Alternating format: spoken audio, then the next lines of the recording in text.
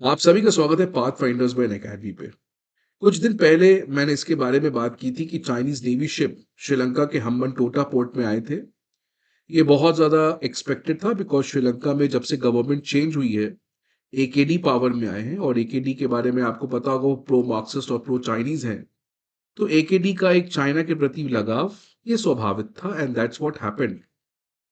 एक और चीज जहां पे इंडिया बहुत ज्यादा अभी टर्बुलेंस झेल रहा है वो है बांग्लादेश। बांग्लादेश में जब से शेख हसीना की सरकार गई है और मोहम्मद यूनुस की इंटरिम गवर्नमेंट बनी है तब से एक एंटी इंडिया सेंटिमेंट वो चल रहा है बांग्लादेश में।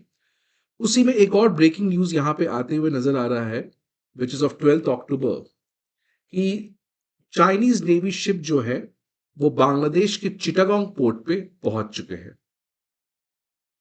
ये पहली नेवी है, कोई फॉरेन नेवी है जो बांग्लादेश विजिट की है जब से ये इंटरिम गवर्नमेंट की सरकार आई है। तो जब से यूनुस लेड इंटरिम गवर्नमेंट की सरकार आई है तो पहली फॉरेन नेवी वो है चाइना जो अपने नेवल शिप्स को बांग्लादेश के चिटागोंग पोर्ट पे भेजी है। चिटागोंग पोर्ट की एक बहुत बड़ी सिग्निफिकेंस है। ऑलरेडी चाइना की बहुत ज्यादा इन्वेस्टमेंट है चिटागोंग पोर्ट में क्योंकि चिटागोंग पोर्ट का जो स्ट्रैटेजिक लोकेशन है वो बहुत रेलिवेंट है। तो इंडिया के लिए अभी तक चिटागोंग पोर्ट और चाइना को मैनेज करना आसान था। ऐसा नहीं कि पहली बार चाइनीज नेवी शिप बांग्लादेश आए, पहले भी आते थे। बट पहले क्योंकि शेख हसीना की सरकार होती थी तो इंडिया को एक ट्रस्ट था, इंडिया को एक श्योरिटी था कि इंडिया बांग्लादेश को ये कह सकता है कि आप किसी भी तरीके के ऐसे नेवल एक्टिविटीज को ना होने दे जिससे इंडिया की नेशनल इंटरेस्ट और नेशनल सिक्योरिटी खतरे में आती है। तो उस समय इंडिया को एक प्रेडिक्टेबिलिटी था। बट जब से मोहम्मद यूनुस की सरकार आई है तो ये एक टेंशन बन सकता है बिकॉज इंडिया का लेवरेज बांग्लादेश में उतना नहीं रहा है जितना वो पहले हुआ करता था अंडर द अवामी लीग की गवर्नमेंट। ढाका ट्रिब्यून की भी ये न्यूज आ रही है कि Chinese naval fleet makes a historic visit to Bangladesh और बहुत ही ग्रैंड वेलकम किया है चाइनीज नेवल फ्लीट का। आप देख सकते हैं इस फोटो के द्वारा जो ढाका ट्रिब्यून ने रिलीज किया है किस तरीके से चाइनीज नेवी का और चाइनीज नेवल ऑफिसर्स का वेलकम किया जा रहा है बांग्लादेश में with a lot of optimism. So ये बताता है कि Chinese and Bangladesh relation are moving in a great direction जिससे इंडिया को आने वाले टाइम में थोड़ा प्रॉब्लम हो सकता है। अब न्यूज क्या है ये देख सकते हैं कि Chinese naval fleet Bangladesh visit किया है जो कि पहला फॉरेन फ्लीट है जो बांग्लादेश विजिट किया है since the interim government took charge in Dhaka. ये जो चाइनीज नेवल फ्लीट का जो ग्रुप है वो है प्लान टास्क ग्रुप 83 जो चिटागोंग पोर्ट पे पहुंचा है। और जब ये चिटागोंग पोर्ट पे पहुंचा तो चाइनीज और बांग्लादेशी सिटीजन्स दोनों नेशनल फ्लॉग्स को वेव करके स्वागत किए। अब बाकी डिटेल क्या है, बाकी डिटेल में यह है कि जो चाइनीज नेवल फ्लीट है ये चिटागोंग पोर्ट पे 4 दिन रहेगा और बहुत सारे इवेंट्स ऑलरेडी प्लान्ड है such as bilateral meeting, deck receptions, ship open days. और इनका पर्पस है Chinese Bangladesh navy cooperation and mutual trust को बढ़ाना, मतलब greater interaction between the naval forces of the two country कि दोनों में एक म्यूचुअल ट्रस्ट बना रहे and contribute to the building of maritime community of shared future. Now this is very interesting. Maritime community of shared future, आपको पता होगा कि चाइना के पास दुनिया की सबसे सेकेंड लार्जेस्ट इकोनॉमी है। China is also modernising it's military infrastructure. तो वो चाइना का हार्ड पावर है। लेकिन अगर चाइना को हेजेमनी बनाना है या चाइना को यूनिपोलैरिटी की तरफ बढ़ना है तो चाइना को केवल हार्ड पावर से काम नहीं होगा बल्कि चाइना का सॉफ्ट पावर की भी जरूरत है। सच एज अमेरिका को देख लो, दुनिया की सबसे बड़ी इकोनॉमी, सबसे ज्यादा मिलिट्री पावर, लेकिन सॉफ्ट पावर में उसका पॉप कल्चर, उसका वे ऑफ लाइफ, उसका सुप्रीम कोर्ट, उसका human rights and all those things, वो सॉफ्ट पावर आता है।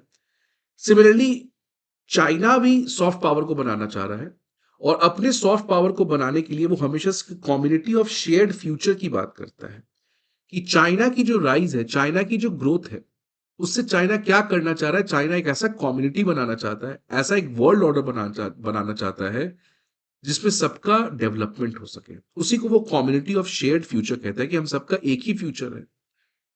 क्योंकि अगर आप बेल्ट एंड रोड इनिशिएटिव का ऑब्जेक्टिव भी देखोगे तो उसमें भी वो लिखा गया कि BRI is an attempt to make community of shared future. इसलिए हर जगह आप देख रहे हो चाइना जो है वो कम्युनिटी ऑफ शेयर्ड फ्यूचर की बात करता है। ये चाइना का सॉफ्ट पावर है जो चाइना बनाना चाह रहा है सो दैट बाकी कंट्रीज भरोसा कर सके चाइना के ऊपर। बाकी कंट्रीज ये सोच सके कि चाइना जो अपना डेवलपमेंट कर रहा है, इस डेवलपमेंट से वो केवल अपना फ्यूचर डिसाइड नहीं करना चाह रहा है, बाकी सबका फ्यूचर इंप्रूव करना चाह रहा है। So this is the China's attempt to create its own soft power, to create its own legitimacy among the other countries. So ये चाइनीज एम्बेसडर जो थे बांग्लादेश में, उनका ये स्टेटमेंट है, contribute to the building of maritime community of shared future. अब ये basically एक calculated China's Asia port strategy है, जिसको आप जरूर जानते होंगे, जिसको हम कभी कभार China's string of pearl strategy के नाम से भी जानते हैं, जो इंडियन ओशियन रीजन में चाइना कर रहा है।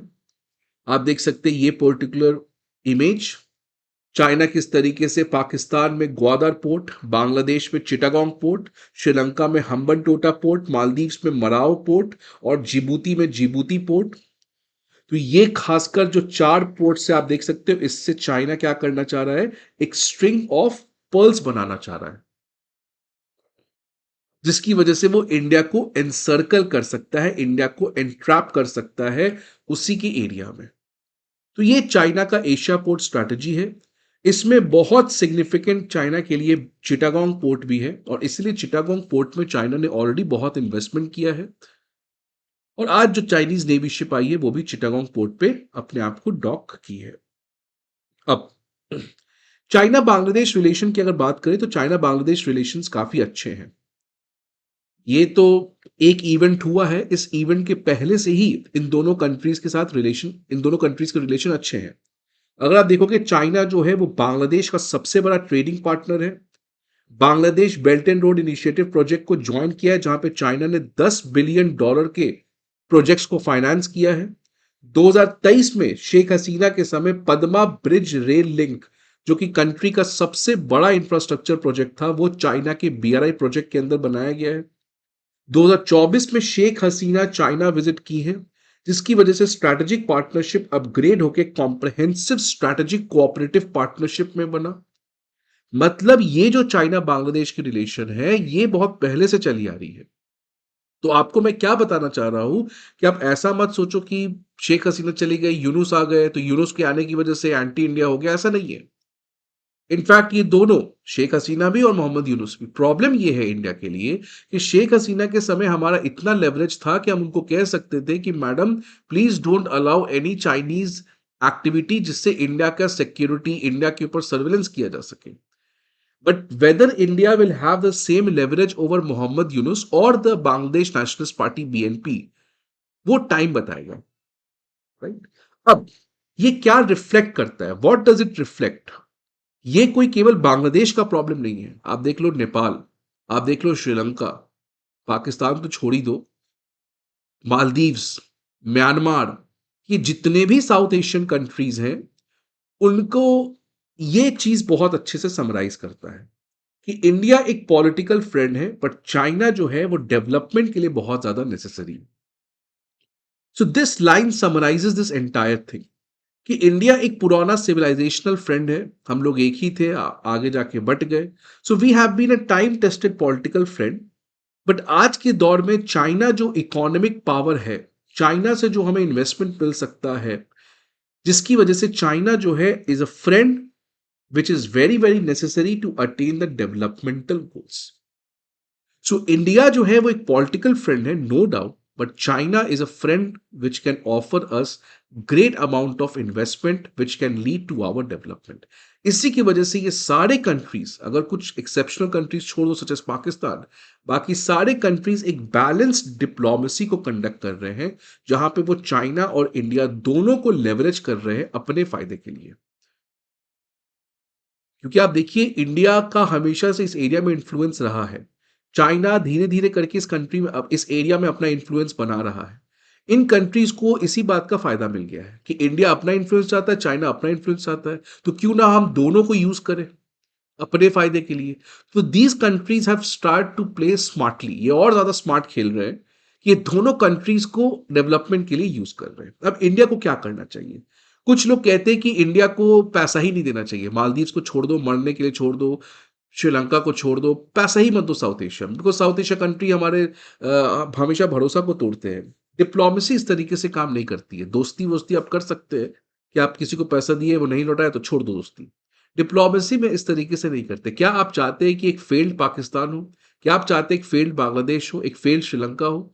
अगर फेल्ड पाकिस्तान हो गया तो वो अगला अफगानिस्तान बनेगा, एनार्की आएगा। So if Pakistan grows, if Sri Lanka grows, if Bangladesh grows, if Nepal grows, जितने भी हमारे नेबर कंट्रीज हैं वो बढ़ेंगे तभी इंडिया सेफ हो सकता है। आप देख लो यूरोप यूनियन का एग्जांपल। यूरोप यूनियन इसलिए आगे बढ़ा बिकॉज एवरीवन हैज ग्रोन। अगर यूरोप यूनियन में एक अफगानिस्तान हो जाए तो पूरी यूरोप यूनियन बर्बाद हो जाएगा। सो ये मत सोचो आप कि पाकिस्तान को मरने दे सकते हैं, श्रीलंका को मरने दे सकते हैं, बिकॉज अगर वो खत्म हुआ, वो कोलैप्स हुआ तो एनार्की आएगा, टेररिज्म आएगा, लॉ एंड ऑर्डर इशू आएगा, इंडिया को ही और चैलेंज आएगा। सो इंडिया कुछ पॉलिटिकल रेटोरिक्स छोड़ दो तो Indian diplomacy never wants a failed Pakistan also. इसलिए इंडिया को इन कंट्रीज को सपोर्ट करना चाहिए सो दैट ये कंट्रीज अपने आप को एग्जिस्टेंस में रख सके, कोलैप्स ना करे। और साथ ही साथ शशि थरूर जैसे पैक्स इंडिया, मैंने पहले भी कहा है कि शशि थरूर हमेशा से ये कहते हैं कि बाकी नेबर्स को ये भरोसा इंडिया को दिलाना चाहिए कि इंडिया का जो ग्रोथ है वो उनके लिए भी अपॉर्चुनिटी है, it is not a threat. Because ये कंट्रीज को हमेशा से इंडिया से एक सिक्योरिटी डिलेमा होता है because of the power gap. तो इंडिया को ये समझाना पड़ेगा। So that is why Indian foreign policy का ये बहुत बड़ा ऑब्जेक्टिव है कि ये लोग इस तरीके की हरकतें करेंगे, बट हमें ये इंश्योर करना है कि ये कंट्रीज कोलैप्स ना करे। आप मान लीजिए अगर बांग्लादेश कल को अगला पाकिस्तान बन जाए, फिर इंडिया को टेररिज्म एक तो पहले वहां से आ ही रहा है, यहां से भी आएगा, राइट ना।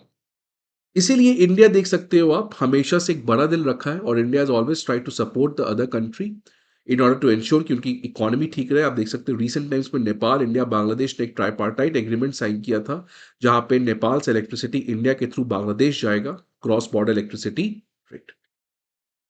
सो इस तरीके से साउथ एशिया में चाइना का इन्फ्लुएंस बढ़ा है, लेवरेज बढ़ा है। इससे इंडिया को बहुत ज्यादा घबराने की बात नहीं है। ये कंट्रीज का एक नेशनल इंटरेस्ट है, यहाँ के कंट्रीज कर रहे हैं। इंडिया को बस ये इंश्योर करना है कि India should have that much leverage कि उन कंट्रीज को समझा सके कि आप हमारे अगेंस्ट कोई एक्टिविटी को नहीं करने दोगे, बाकी आपको जहां से मदद लेना आप ले सकते हो। और साथ ही साथ इंडिया को हमेशा से बड़ा दिल रखना है, बिकॉज आप बड़ा दिल रखोगे, आप उनके लोगों को मदद करोगे, तभी आप उनको एक्सपोज कर सकोगे। बेस्ट एग्जाम्पल है अफगानिस्तान। अफगानिस्तान में 20 साल हमने खूब पैसा दिया, वहां पे इंदिरा गांधी मेमोरियल हॉस्पिटल बनाया, स्कूल बनाया। आज तालिबान आ गया है तो तालिबान को भी मजबूरी इंडिया से बात करना पड़ रहा है। क्यों? बिकॉज अफगान्स का प्यार इंडिया के लिए है, नॉट तालिबान। तालिबान तो हमेशा से एंटी इंडिया रहा है और इंडिया भी एंटी तालिबान रहा है, बट वहां के जो लोग हैं उसका दिल हमने जीता है because of 20 years of developmental partnership. और वहां के लोग पाकिस्तान नहीं चाहते। तो इसीलिए नेता, पॉलिटिकल पार्टीज तो आएंगे जाएंगे, लोग तो वहीं पे हैं। उन लोगों के साथ हमें रिलेशनशिप को बरकरार रखना चाहिए। अगर आपको वीडियो अच्छा लगे तो लाइक करिएगा। See you again in the next video. Thanks for watching this.